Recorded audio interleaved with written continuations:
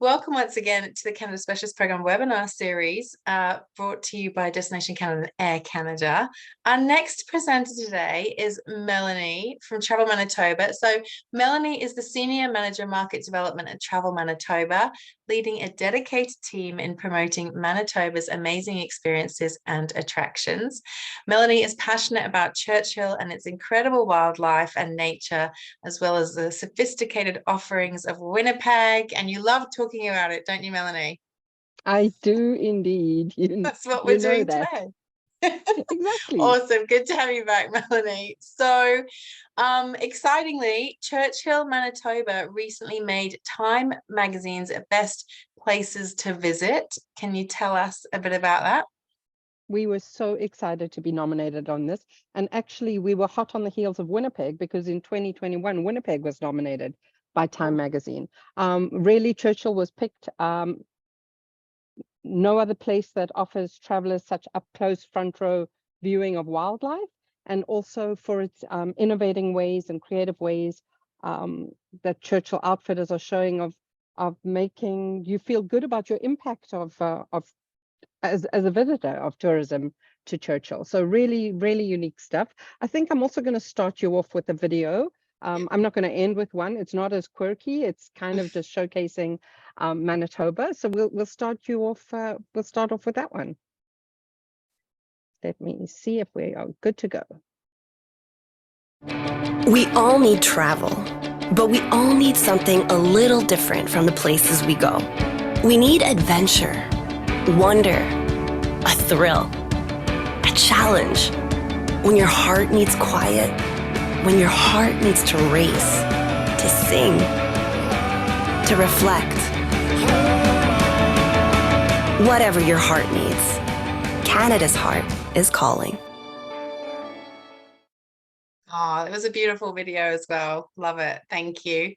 Awesome. So Melanie, kicking off with the basics, how do we get to Manitoba? And then maybe more specifically, how do we get to Churchill, Manitoba? For sure. So as Sarah had shared in hers, in terms of direct flights, coming in from Australia and that, you're coming in through probably Vancouver or possibly Los Angeles. We've got a new direct flight directly from Los Angeles into Winnipeg at the moment.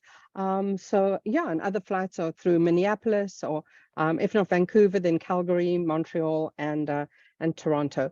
Getting around Manitoba and traveling north in Manitoba.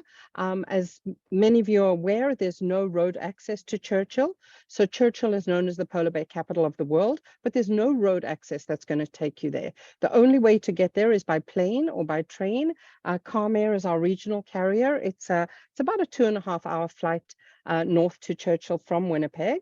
Otherwise, we have a wonderful service via using the train on Via Rail. It's a bit of a longer journey. I would say one way by plane and one way by train, but it's about a 2-day journey across the tundra. Some beautiful scenery up into Churchill.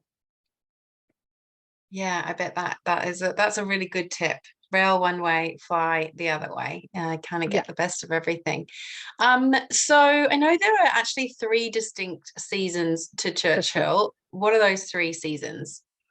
Okay, so I'll touch on that a little bit. So the first season is really July and August. So up in Churchill, the Hudson Bay freezes completely in November.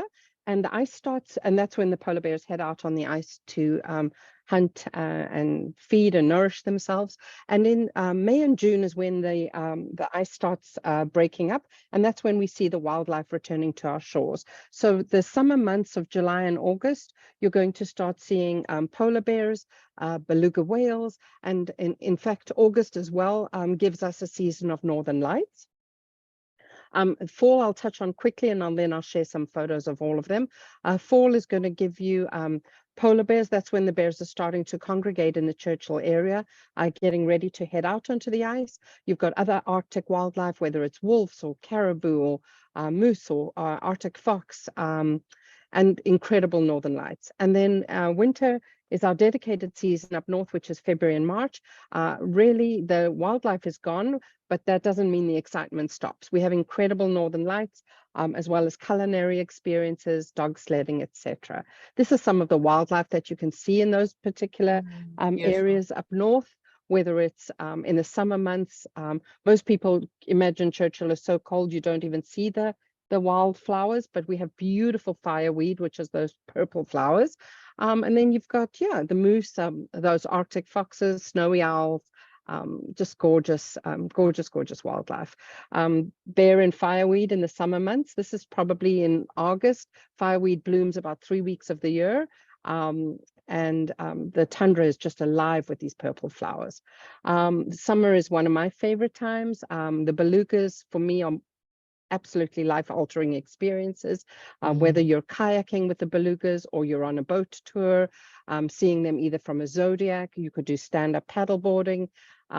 Lazy Bear Expeditions offers something called aqua gliding, where you're lying on a mat and your face is in the water with a mask and snorkel on, looking at the belugas. Oh, cool. And they're super curious, and they come up right underneath you to check you out and follow the kayaks and the boats.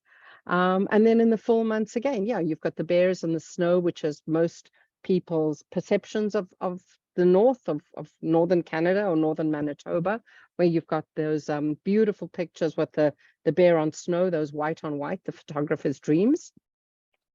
This is a pic at Churchill Wild at one of their lodges, taken from the fence. The guests are inside the fence and the bears are outside. So kind of a bit of a change in viewing animals in a different way. But this is Churchill Wild. One of their lodges is located right on the walking path or walking migration of the bears. Amazing. So yeah, came right up to the fence. And then Northern Lights is incredible. This TP is at Dave Daly's Wapask Adventures, where he runs dog sledding, but he also does evenings with storytelling and stories and learning about the Métis Nation, and sharing information again at his TP. And culinary experiences too under the Northern Lights. So Frontiers North has an incredible culinary experience in a tundra buggy. They take you out across the frozen river, and you're dining under the Northern Lights with I think it's about a 5-course gourmet meal. They set up an ice bar as well, and they do whiskey tastings and wine pairings, and just an incredible culinary experience under the Northern Lights. Yeah, and this view from Churchill around the Inukshuk. So yeah, 3 seasons: summer, fall, and Northern Lights. All excite. Each one brings its own excitement.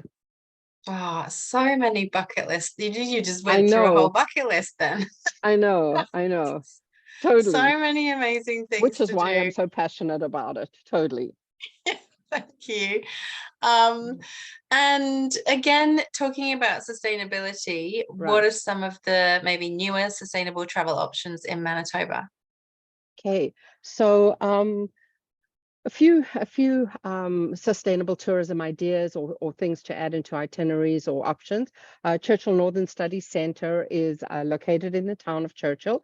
It's a year-round Arctic research station. They offer learning vacations, but they also do day tours, and they will share the building design as well. It's really green by design. They also offer a hydroponic rocket greens program. So you can imagine, with that ground being permanently frozen, you can't really grow typical veggies and greens. So they have shipping sea containers where they grow hydroponic rocket greens, and they supply to the communities and the restaurants up there. So it's really incredible. Frontiers North Adventures, super exciting. They now have 2 EV buggies or electric vehicle buggies. They're actually starting to convert their entire fleet. It's incredible for the wildlife. It's a minimal impact. You're not having all these big diesel fumes, but you also, it's very, very quiet on the wildlife. So really minimal impact out there. Falcon Trails Resort is a resort in our Whiteshell area.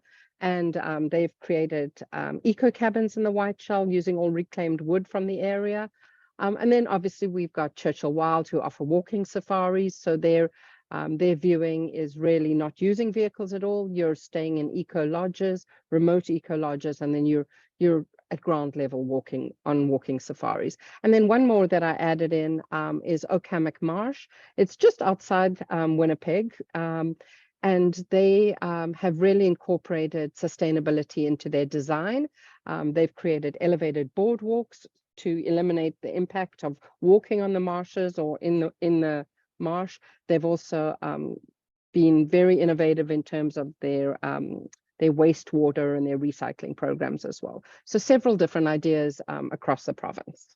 Yeah, cool. Lots of stuff. Thank you. Of course, we've talked a lot about Winnipeg and about Churchill. If we're branching a bit further out, if we want to do a road trip from Winnipeg, where else can we consider visiting? Sure. So I'll just touch quickly. If we head out to the east, to the Whiteshell, it's about a 2-hour drive. There you're going to experience lake life. So Manitoba has over 100,000 lakes or bodies of water. So the Whiteshell, a lot of lakes, cottages, camping, fishing, and water-based activities. 1 to 2 hours north of Winnipeg, we're heading to Gimli or Hecla, Icelandic settlements, largest Icelandic settlements outside of the Scandinavian Icelandic areas, whether it's festivals or marinas, whether it's summer lake life or winter ice fishing.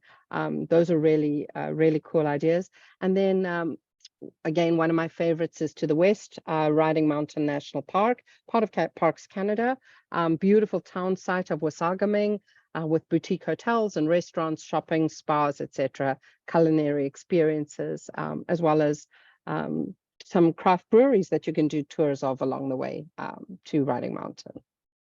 Oh, once again, so much to do. Thank you. So our final question today is, again, including some Indigenous tourism, cultural options in Manitoba. What do you suggest? So a couple of Indigenous itinerary ideas. And again, thank you for asking this question. The Indigenous itineraries or the Indigenous operators, we're certainly growing in Manitoba in terms of our offerings. We have, whether it's towards healing from hurt, looking at the National Residential School Museum. It's about a 45-minute drive west of us in Portage la Prairie. Up north in Churchill, you can learn about the Saisi Dene with Florence Hamilton, who's a local Dene woman interpretive guide up there. Dave Daly, happy to host and talk about both the Métis Nation as well as his passion in dog sledding up in the Churchill area. We have a wonderful new offering with Fred Spence, who does custom soapstone carving, so we can always include that in itineraries, and that's down in Winnipeg, as well as beading workshops. And then a couple of, I just threw in a couple of culinary and tastes. So Feast Cafe Bistro, Krista, the chef and owner, she created the first Indigenous restaurant in Canada, and her menu is incredible. She uses all local ingredients that she herself personally grows and sources. Prairie Berry is a fun new one. It's a strawberry farm, and they will allow you to explore the farm and do some pickings. And then they've created a sit-down meal with bison on the menu and bannock and things like sweetgrass ice cream. And then I'm not going to get into Nonsuch Brewery, but because Sarah had touched on it, but just to share that both her and I reckon it's our favorite burger in Winnipeg. Actually, we went there not long ago, and besides the brewery and besides the beer, whether it's vegetarian sweet potato burgers or regular burgers, I think both her and I are ready to stamp it as our favorites. As part of the job, right? You got to go do these things. You got to, absolutely, you have to. Thank you. I think you've just got a bit of a highlight slide for us next. Yeah, right? just so our brand, we've really put a focus on understanding coming out of the pandemic that everybody's travel needs are different. So whether your heart needs quiet in terms of reflection, or the Canadian Museum for Human Rights, or when your heart needs to sing with like the belugas or the canaries or the sea, or whether it's racing with polar bears or just quiet and lake life and walking, whatever your heart needs, Manitoba will deliver. I promise you that. So yeah, Canada's heart is calling, and And thank you so much for having us. Oh, lovely. Thank you. Love it.